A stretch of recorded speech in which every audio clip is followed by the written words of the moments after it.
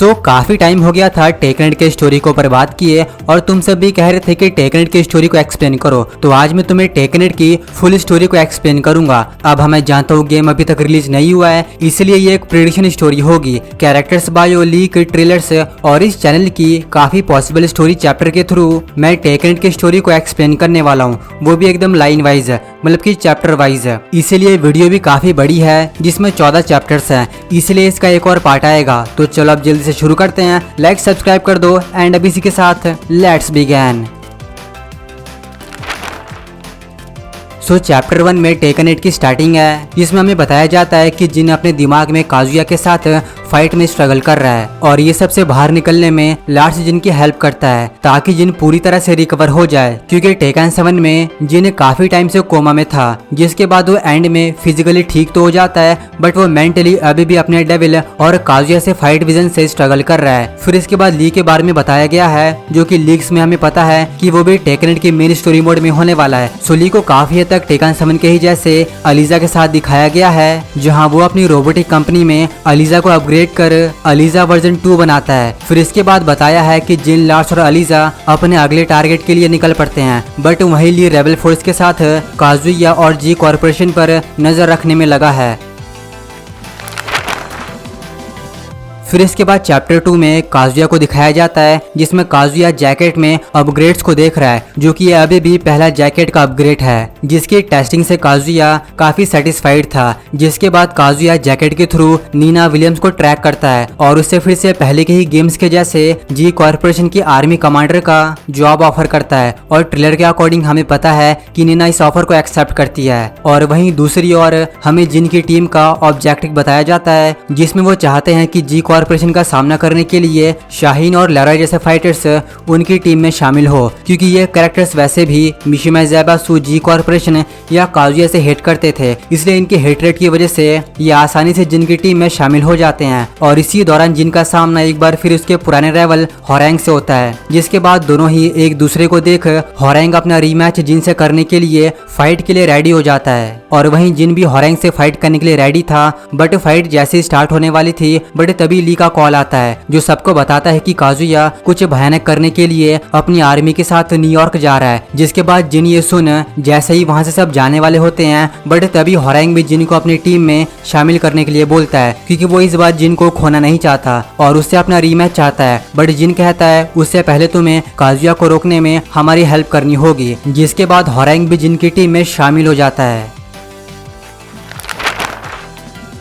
तो न्यूयॉर्क पहुंचे सभी देखते हैं कि काजुया अपनी आर्मी के साथ सिटीज पर अटैक कर रहा है और यूनाइटेड नेशन आर्मी पहले से ही काजुया की आर्मी से फाइट करने की कोशिश कर रहे थे। और जैसे ही वो ये देखते हैं कि जिन भी अपनी टीम के साथ उनके पास आ रहा है, तो यूनाइटेड नेशन आर्मी काजुया को छोड़ जिन की टीम से फाइट करने लगते हैं, क्योंकि जिन ने जो टेकन 6 में किया था उससे जिन और काजुया दोनों में कोई फर्क नहीं है, वर्ल्ड के लिए दोनों ही इवल है। और इसी यूनाइटेड नेशन के टीम में रेविन और टेकनेट का न्यू कैरेक्टर विक्टर भी शामिल है, जो यूनाइटेड नेशन के लिए एजेंट्स का काम करते हैं। अब ये फाइट होता देख काजुया का सारा फोकस जिन पर चला जाता है और इससे पहले कि कोई और काजुया से फाइट करे और उसके हाथों से मारा जाए, जिन खुद को काजुया से 1-on-1 फाइट करने को कहता है। जिसके बाद दोनों में फाइट स्टार्ट हो जाती है, जो कि हमने ट्रेलर्स में भी देखा था, जिसमें जिन ह्यूमन फॉर्म में काजुया को डिफीट कर देता है, बट काजुया डिफीट होने के बाद भी स्माइल करता है और जिन से ट्रू पावर डेविल फॉर्म में ट्रांसफॉर्म होने को बोलता है। जिसके बाद जिन भी डेविल में ट्रांसफॉर्म हो काजुया को बहुत ही पीटता है और एक पॉइंट पर जिन काजुया को डिफीट कर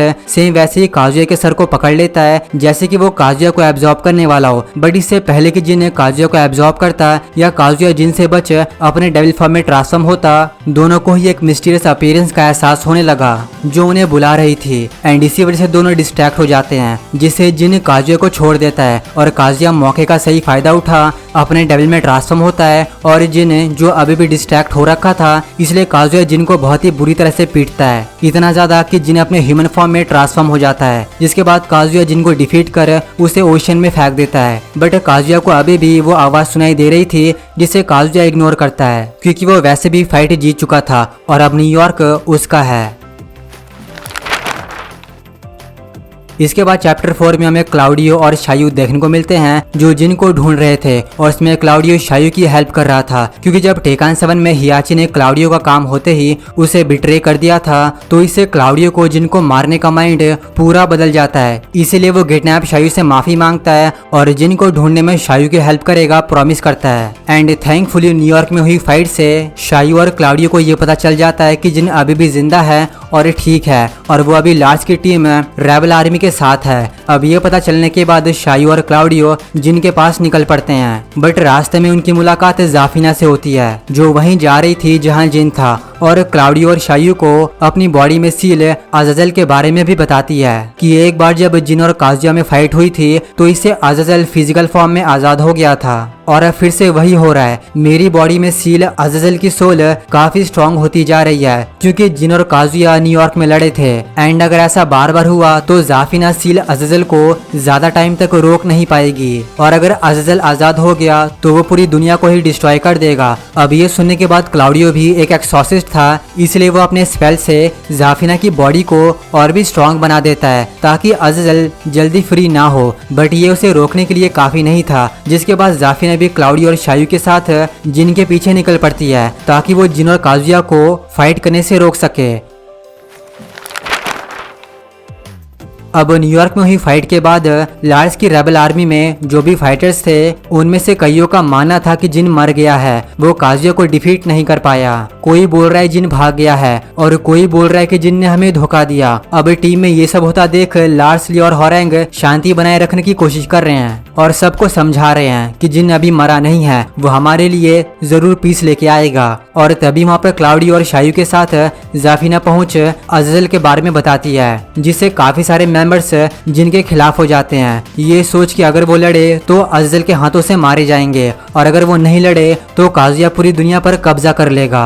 अब ये सब देखते हुए फिर से टीम जिन के बिना ही न्यू प्लानिंग करती है और अपनी स्ट्रेटजी को बदलती है, जिसमें इस बार ली चावलन अपना गेटअप चेंज कर जी कॉर्पोरेशन फोर्स में एक स्पाई के रूप में घुस जाता है जो वहाँ की इन्फॉर्मेशन इकट्ठा करने का काम करता है। इसलिए तुमने लीक में भी देखा होगा कि ली ने टेकनेट में कोई आर्मी जैसा आउटफिट पहना था, सो मे बी वो इसी जी कॉर्पोरेशन का हो सकता है। फिर इसके बाद क्लाउडियो और शायू जिनको ढूंढने का काम करते हैं और Lars and Eliza rebel army के साथ रहते हैं ताकि आर्मी टूट ना जाए और वॉर के लिए रेडी रहे।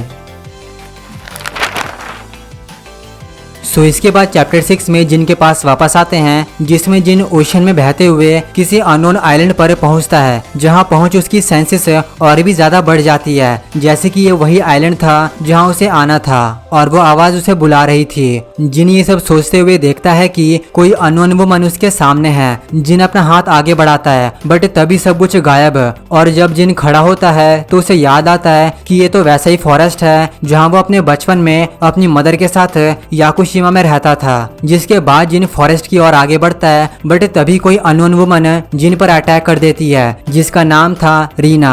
अब जिन फॉरेस्ट के आगे जाना चाहता था बट रीना उसे जाने नहीं दे रही थी, इसलिए जिन फाइट को जल्दी खत्म करने के लिए अपनी डेविल्स पावर का यूज करता है, बट वो मिस्टीरियस अपीयरेंस और भी स्ट्रांग होती जा रही थी, इतना ज्यादा कि जिनको दर्द होने लगा था, बट फिर भी जिन अपनी पावर्स का यूज करने लगता है और तभी कोई एक और अननोन वुमन उसे ऐसा करने से रोकती है जो कोई और नहीं बल्कि जिन की मदर जून काजामा थी। अब जिन अपनी मदर को देख पूरी तरह से शॉक्ड हो गया था, जिसके बाद जून बिना टाइम वेस्ट किए जिन को सब बताती है कि उसके साथ क्या हुआ था। So the King of Iron Fist tournament 2 में हियाची ने काजुया को मार दिया था, बट जून इस बात पर बिल्कुल भी यकीन नहीं करती थी कि काजुया मर चुका है। जून का मानना था कि वो अभी भी कहीं जिंदा है, क्योंकि जून को काजुया के डेविल के बारे में पहले से ही पता था, जिससे काजुया हमेशा परेशान रहता था। इसलिए जून काजुया को डेविल से बचाना चाहती थी, बट उसके पास ना तो इतनी पावर्स थी ना ही डेविल को खत्म करने का कोई तरीका। इसलिए काजुया को डेविल से फ्री करने का एक ही तरीका था कि उसे वही डिफीट कर सकता है जो खुद डेविल कैरी करता हो। इसलिए फिर जून ने जिन को सिटी से दूर फॉरेस्ट में ही फाइटिंग की ट्रेनिंग देना स्टार्ट किया, ताकि एक दिन जिन काजुया को डिफीट कर उसके डेविल को खत्म कर सके। बट जब जून को ओगर के अपीयरेंस के बारे में पता चला तो जून की प्लानिंग थोड़ी सी फेल हो गई। इसलिए जून जिन से कहती है कि अगर मुझे कुछ हो जाए तो तुम सीधे थे अपने ग्रैंडफादर हियाची से मिलना, क्योंकि जून का ऐसा मानना था कि जिन अपने फादर को ढूंढ खुद ही उसके डेविल को ठीक कर देगा, क्योंकि जिन के पास प्योर कजामा ब्लड था। बट जून की कैलकुलेशन गलत तब हो जाती है जब उसे ओगर से बचने के बाद उसे टेकन 7 वाले रिपोर्टर से पता चलता है, जिसको हियाची ने अपनी बैक स्टोरी में काजुमी के बारे में बताया था कि उसकी वाइफ के पास डेविल जीन था। मतलब कि काजुमी से काजुया को और काजुया से जिन को डेविल हेरिटेज मतलब कि विरासत में मिला है।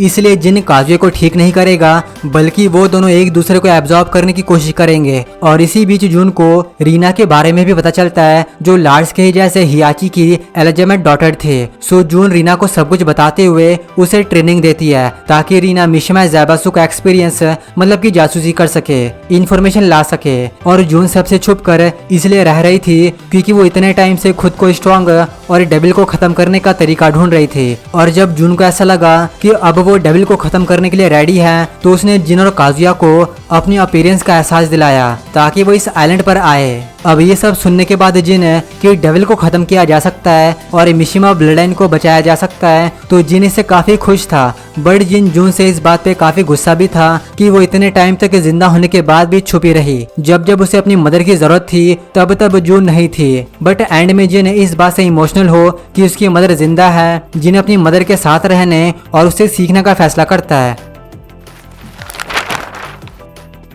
सो इसके बाद चैप्टर 7 में स्पाइली को जी कॉर्पोरेशन से ये पता चल जाता है कि जैकेट को कहाँ बनाया जा रहा है, और ये इन्फॉर्मेशन ली लार्ड्स तक पहुँचा देता है। जिसके बाद नीना को काजुया द्वारा बुलाया जाता है, जिसमें काजुया अपने एक और मिशन को अंजाम देना चाहता था। बट तभी उन्हें पता चलता है कि उनकी एक काफी इंपॉर्टेंट बोट चोरी हो रही है, जिसमें ट्रैकिंग डिवाइस है। और ये चोरी कोई और नहीं बल्कि शायू और क्लाउडियो कर रहे थे, क्योंकि उन्हें पता चल गया था कि जिन किस आइलैंड पर है और वहां जाने के लिए बोट की जरूरत थी जिसमें ट्रैकर लगा हो। अब ये देख काजुया नीना को जैक 7 की फोर्स के साथ उनके पीछे भेजता है, जिसके बाद बोट पर सभी में फाइट स्टार्ट हो जाती है, जिसमें रेविन और विक्टर भी शायू और क्लाउडियो की हेल्प करते हैं। बट बहुत सारे जैक्स होने के कारण वो बस नीना को ही डिस्ट्रैक्ट कर पाते हैं, इसलिए शायू अकेले ही मौका देकर आइलैंड की ओर निकल पड़ती है। बट जैक 7 भी फ्लाई कर सकते थे, इसलिए वो भी शायू के पीछे जाने लगते हैं। और यहीं पर चैप्टर 7 एंड होता है। सो इसके बाद के चैप्टर अगली वीडियो में। सो इस वीडियो को लाइक सब्सक्राइब कर देना। Good bye.